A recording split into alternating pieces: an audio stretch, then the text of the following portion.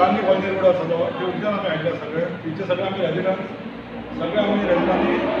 आमकां एक सांगपाक खूब बरें दिसता की आमी कितें एक 5-6 वर्सां जालीं हें नांव आमी कूल व्हॅली अशें नांव दिल्लें आनी ताका इतको सुंदर असो गांव जावचो अशें आमी नांव ताका दिल्लें कूल व्हॅली आनी सगळे लोक बरे भशेन आमचे येताले उमेदीन त्या वाड्यार येताले सगळे आनी आतां त्या पळोवशीत त्या कूल व्हॅलीन पळोवशी जाल्यार अशी दुर्दशा जाल्या अशी रस्त्याची दुर्दशा जाल्या की सगळे खड्डे जर 6 वर्सां आसतना आमी चीफ गेस्ट बाबुशाच्या हातीन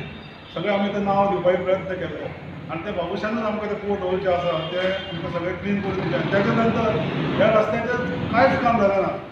फक्त लोक फक्त कावन्सिलर जे आसता आतां जे आसा इलेक्शनाक रावतात ते फक्त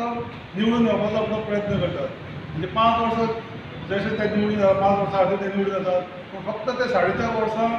आपले पयशे जोडपाचे प्रयत्न करतात कांयच तेंचें काम हातीन जायना आनी 4 म्हयने पयलीं ते फक्त काम करतात अशें कितें लोकांक दाखोवपाक की आपूण हें काम करतात म्हणून आनी लोकांची इलेक्शन मतां घेवपाचो प्रयत्न करतात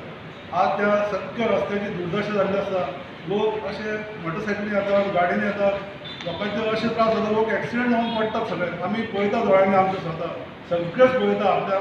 पडटा ते पळयता तांकां उठून आमकां व्हरचें पडटा तांकां सगळ्यांक आनी हेजेर म्युन्सिपालिटीचें कांयच लक्ष ना कितेंच लक्ष ना कितलेशे आमी 17 वर्सांनी आमी ताका एप्लिकेशन दिलें आसा हे रस्त्याचें काम जावचें म्हणून तरी सुद्दां लक्ष ना अशें कितें आमचें सारकेंच दुर्लक्ष करतात कित्याक खातीर हें दुर्लक्ष करतात हेजो आमकां कांयच प्रश्न मेळना कांयच उत्तर तेजेर मेळना रस्त्याचें काम करून ऑलमोस्ट 20 वर्सां जालीं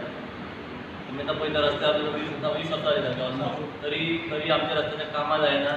म्युन्सिपालिटी येता झाडू मारपाक सुद्दां वर्सान एकदां येता वाड्याचेर कोण पावना पयलीं रोड जाल्ले जाय आमकां मेन हे मातशें आमचे एमएलएन पयशे आनी म्युन्सिपालिटीन मेन पयशे आतां cool valley there are almost म्हाका दिसता 300+ residents out of that large percentage are voting bank as your politicians call them. So in the next election I would suggest all the voting people not to vote, just banish the election. Boycott the election completely. This is going to at least open eyes.